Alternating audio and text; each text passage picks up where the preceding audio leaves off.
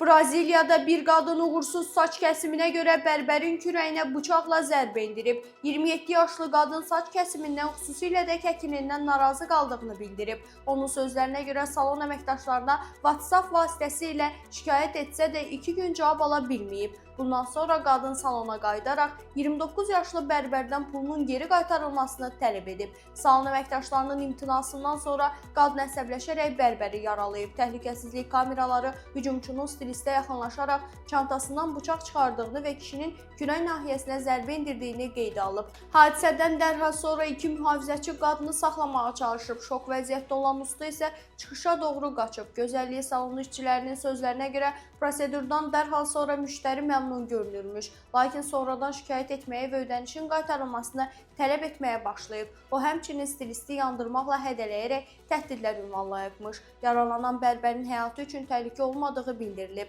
Polis qadını saxlayıb.